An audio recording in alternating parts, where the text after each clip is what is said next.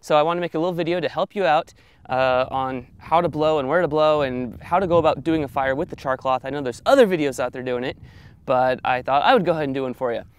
And you know, because it is a little bit different than using the cotton balls and Vaseline, and there's some tricks that I've learned as I've been doing this now for, wow, like 4 years that I've been doing the charcloth stuff. So anyway, we're gonna go and do that today, and let's get started.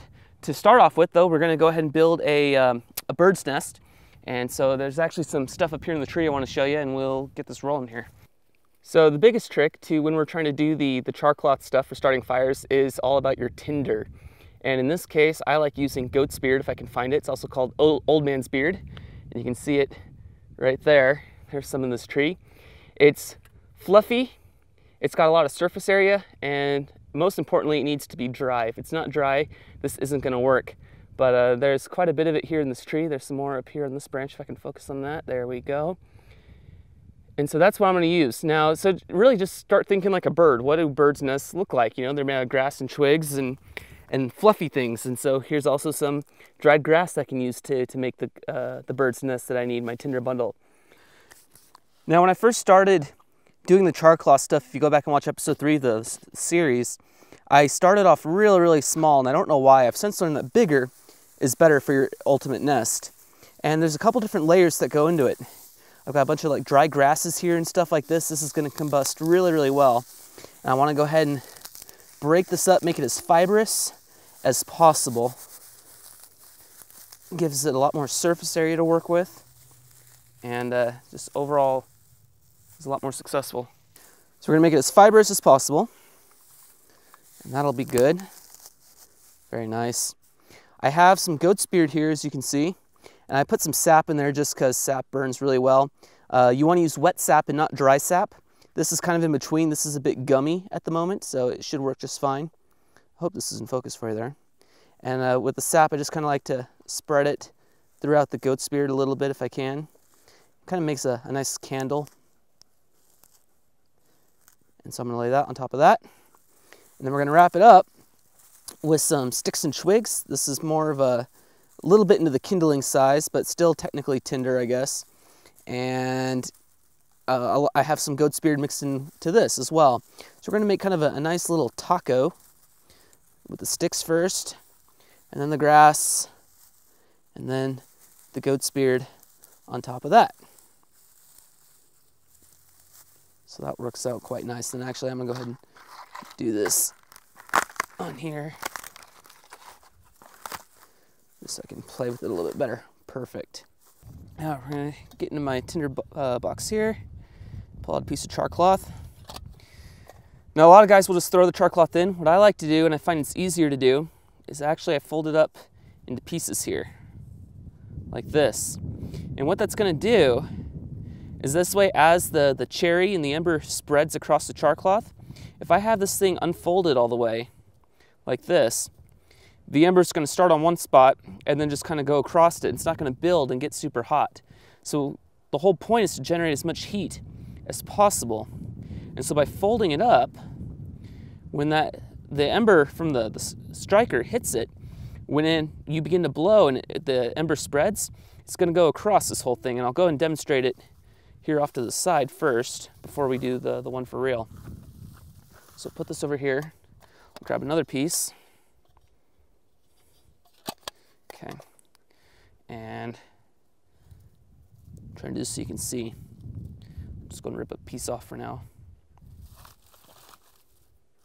So there's that. Grab a flint and see if I've scraped off enough coating from this. Okay.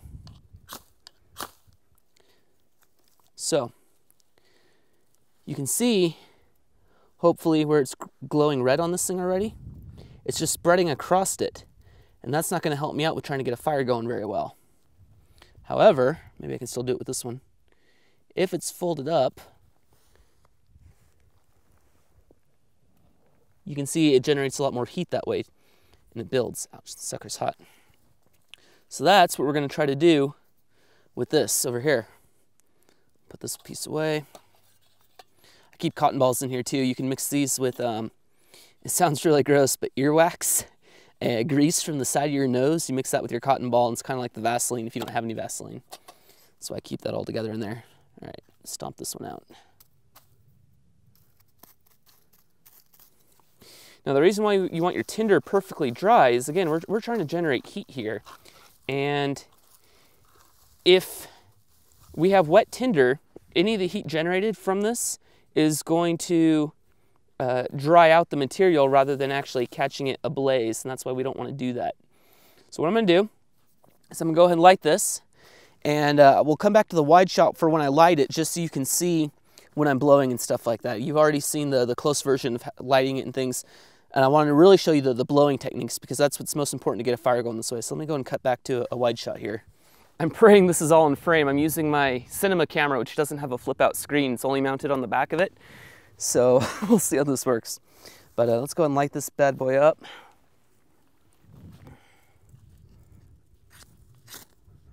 Okay, so I've got it lit. I'm now going to go ahead and wrap my tinder bundle around it. Now for blowing, you're gonna wanna blow firm, long breaths at it, and I like going down low. Now you notice I hold it up like this, and eventually I'm gonna start rotating it because heat rises, and so I'm gonna flip the thing upside down here in a moment. But let's go ahead and try this here. And you wanna keep an eye on it. When it begins to smoke, that's a good sign. That means it's working. Blow long and firm.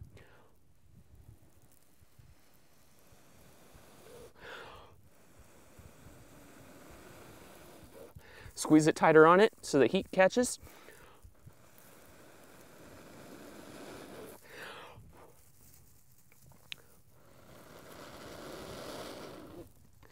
And there we got fire, flamage. Simple as that. So you can see the biggest trick is just blowing hard and firm. Most people, they blow too hard and fast. They go, which, you know, won't do anything. It's slow, firm, be controlled with your breathing. Hopefully you can hear that off my microphone here.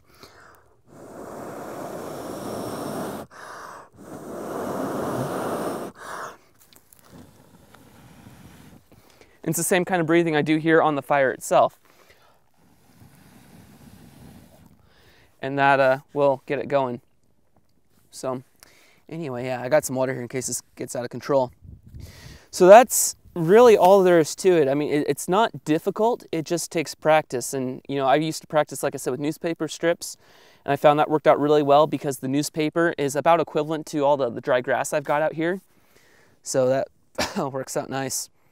And then, like I said, a lot of people will make the mistake of they're holding it out right here, and they've got their charcloth on top of the tinder bundle, and that won't do any good because as you're blowing on it, the heat's got nowhere to go, and it's trying to now ignite stuff that's below it. It doesn't work so well. So what you want to end up doing is getting your charcloth eventually in the center or at the bottom of your tinder bundle. That's why you start wrapping it up. But you don't want to smother it either. And so a lot of this just comes with practice and feeling. So by wrapping it like that, as I'm blowing, the heat can expand upwards. And since I'm in the middle of a bunch of grass, I'm going to go and kill this now.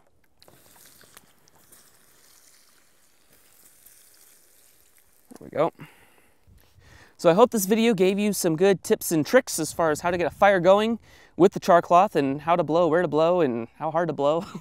It's all in the breath, like I said, and control it, keep it nice and slow, which is really difficult for me because I get excited and I talk fast. But breathing with fire is extremely important.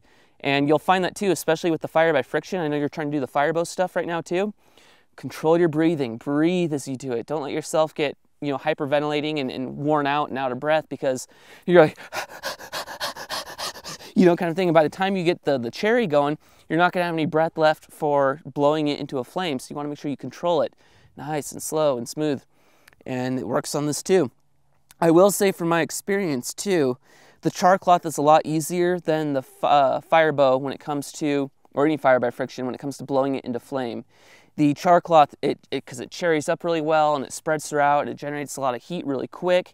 If you get a cherry with a fire by friction and the black dust and everything like that, and that begins to glow, you're going to find it's a lot more difficult. So I would recommend practice with the charcloth a little bit more first, get comfortable with that, and then use those same skills and apply it to the fire by friction methods, because a lot of that will carry over and you'll be able to adapt accordingly. So remember, flip it upside down because heat rises. Get your charcloth in the center of your tinder bundle if you can, so you wrap it up around it. Make a big burrito, so you've got sticks on the outside, and then you've got your grass and your goat's beard or old man's beard, whatever else you can find that's nice and fluffy and soft, it's going to catch really well. Wrap it all up around it, and you should be good to go.